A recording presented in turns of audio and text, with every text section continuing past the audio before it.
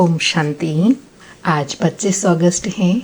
आज हम सबकी आदरणीय स्नेह और ममता की मूरत, धारणा, त्याग, तपस्या की मूरत, हम सबकी आदरणीय दादी प्रकाश मणि का स्मृति दिवस है। हम दादी जी की विशेषताओं को प्रतिदिन सुनते रहते हैं। उनकी विशेषताओं को प्रैक्टिकल में लाना ही आज के दिन दादी जी के लिए सच्ची श्रद्धांजलि होगी। आज की मुरली के सार में विश्व कल्याणकारी बाबा ने कल्याणकारी पुरुषोत्तम संगम युग पर हर कदम में कल्याण होता रहे, उसके लिए कहा, एक तो ड्रामा में पक्का निश्चय हो कि जो होता है कल्याणकारी ही है, और एक एक दिन जास्ती कल्याणकारी उनका होता है जो बाबा को अच्छी रीति याद करते हैं, ज्ञान योग धारणा से अपना भी कल्याण करते हैं, दूसरों का भी कल्याण करते हैं। और अंडरलाइन कराते कहा कि तुम बच्चे जानते हो, अभी सच्चा भागवत का समय चल रहा है, अर्थात आत्मा और परमात्मा के मिलन का यह प्रैक्टिकल समय चल रहा है। हम गोपी वल्लभ परम पिता परमात्मा की गोपिकाएं हैं। यह स्मृति रहे तो सदा खुशी का पारा चढ़ा रहेगा। और साथ में बाबा कहे, ब्राह्मण जीवन में सदा खुशी भी तब रहेंगी जब सदा यह स्मृति रहेंगी कि ड्रामा कल्याणकारी है। जैसे बाबा समझाते हैं, आज से 5000 वर्ष पहले हमने सृष्टि को शिवालय बनाया था, अर्थात सुखदायी बनाया था। ड्रामा अनुसार अब यह पुरानी दुनिया हो गई है, इसका परिवर्तन होना निश्चित है। इसमें नेचुरल कैलेमिटीज भी होंगी, कोई कितना भी माथा मारे, हमारी राजधानी तो स्थापन होनी ही है। कोई की भी ताकत नहीं जो इसमें कुछ कर सके। बाबा कहे, हाँ, बाकी अवस्थाएं नीचे ऊपर होंगी, क्योंकि यह बहुत बड़ी कमाई है। कभी तुम बहुत खुशी में अच्छे ख्यालात में रहेंगे, कभी ठंडे पड़ जाएंगे। यात्रा में भी नीचे ऊपर होता है ना, इसमें भी ऐसे होता है। यह सब स्थितियाँ देखते हुए अटूट निश्चय बना रहे तो खुशी रहेंगी। फिर स्मृति दिलाई कि तुम सब बच्चे चैतन्य परवाने हो। बाप को क्षमा कहा जाता है। क्षमा शिव बाबा कोई बड़ी नहीं है, एक बिंदी है। तुम आत्मा भी बिंदी हो, आत्मा में ही सारा पाठ भरा हुआ है। तुम बच्चों को ही बाप आकर समझाते हैं, आत्मा का रियलाइजेशन कराते हैं और नशा दिलाते कहा कि सुबह को उठ बाप को याद करने से बहुत खुशी होती है। अहो बाबा, भगवान हमको पढ़ा रहे हैं, वंडर है, सभी आत्माओं का बाप हमको पढ़ा रहे हैं, हम उनके स्टूडेंट हैं। फिर सेवा की युक्ति बताते कहा कि इस ज्ञान को एक कहानी के रूप में बताओ, बड़ी सुंदर कहानी बन जाएंगी। लॉन्ग अगो, 5000 वर्ष पहले यह भारत सतयुग था। तब कोई धर्म नहीं था, सिर्फ देवी देवताओं का ही राज्य था।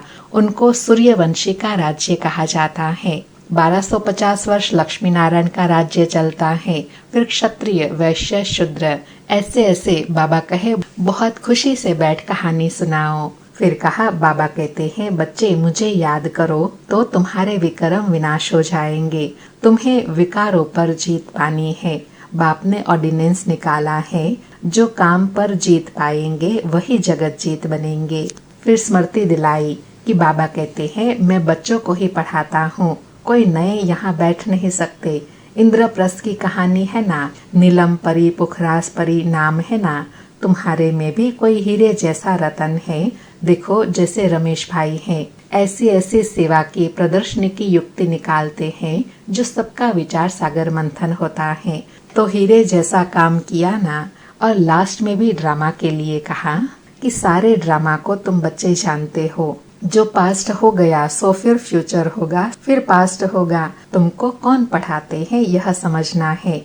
हमको स्वयं भगवान पढ़ाते हैं। बस इस खुशी में ठंडे ठार हो जाना चाहिए, अर्थात खुशी में एकदम अंदर स्थैर्य अवस्था बन जाए। बाबा की याद से सब घोटाले निकल जाएंगे। बाबा कहे, तुम बच्चों का विचार सागर मंथन चलता रहना चाहिए कि क्या युक्ति निकाले जो सबको अज्ञान नींद से जगाए। सुनते हैं प्यारे बाप दादा के अनमोल मधुर महावाक्य। आज बाबा कहे, मीठे बच्चे, कदम कदम पर जो होता है वह कल्याणकारी है। इस ड्रामा में सबसे अधिक कल्याण उनका होता है जो बाप की याद में रहते हैं। मीठे बच्चे, कदम कदम पर जो होता है वह कल्याणकारी है। इस ड्रामा में सबसे अधिक कल्याण उनका होता है जो बाप की याद में रहते हैं। आज मुरली से प्रश्न है, ड्रामा की किस नोंद को जानने वाले बच्चे अपार खुशी में रह सकते हैं? उत्तर में बाबा कहे, जानते हैं कि ड्रामा अनुसार अब इस पुरानी दुनिया का विनाश होगा, नेचुरल कैलेमिटीज भी होगी, लेकिन हमारी राजधानी तो स्थापन होनी ही है। इसमें कोई कुछ नहीं कर सकता। भल अवस्थाएं नीचे ऊपर होती रहेंगी, कभी बहुत उमंग, कभी ठंडे ठार हो जाएंगे। इसमें मूंझना नहीं है। सभी आत्माओं का बाप भगवान हमको पढ़ा रहे हैं, इस खुशी में रहना है। आज मुरली में गीत बजा, महफिल में जल उठी क्षमा परवानों के लिए, प्रीत बनी है दुनिया में मर जाने के लिए। सारी मुरली से धारणा के लिए सार है। पहला पॉइंट, सदा इसी स्मृति में रहना है कि हम गोपी वल्लभ के गोप गोपियां हैं। इसी स्मृति से सदा खुशी का पारा चढ़ा रहे। दूसरा पॉइंट, अभी तक जो कुछ पढ़ा है उसे बुद्धि से भूल, बाप जो सुनाते हैं वही पढ़ना है। हम भाई बहन हैं, इस स्मृति से क्रिमिनल आई को खत्म करना है, माया से हार नहीं खानी है। आज प्यारे बाबा का वरदान है, सेवा द्वारा योग युक्त स्थिति का अनुभव करने वाले रूहानी सेवाधारी भव। सेवा द्वारा योग युक्त स्थिति का अनुभव करने वाले रूहानी सेवाधारी भव। स्पष्टीकरण है, ब्राह्मण जीवन सेवा का जीवन है। माया से जिंदा रखने का श्रेष्ठ साधन सेवा है। सेवा योग युक्त बनाती है, लेकिन सिर्फ मुख की सेवा नहीं, सुने हुए मधुर बोल का स्वरूप बन सेवा करना, निस्वार्थ सेवा करना, त्याग तपस्या स्वरूप से सेवा करना, हद की कामनाओं से परे निष्काम सेवा करना, इसको कहा जाता है ईश्वरीय व रूहानी सेवा। मुख के साथ मन द्वारा सेवा करना, अर्थात मन मनाभाव स्थिति में स्थित होना। बाबा कहे, कौन सी सेवा माया से बचाती है? जो योग युक्त रहकर सेवा करते हैं, बाबा के ज्ञान का स्वरूप बनकर निस्वार्थ होकर सेवा करते हैं, त्याग तपस्या का स्वरूप होकर सेवा करते हैं। इसको कहा जाता है ईश्वरीय व रूहानी सेवा। आज का स्लोगन है, आकृति अर्थात शरीर को न देखकर निराकार बाप को देखेंगे तो आकर्षण मूर्त बन जाएंगे। आकृति शरीर को न देखकर निराकार बाप को देखेंगे तब आकर्षण मूर्त बन जाएंगे।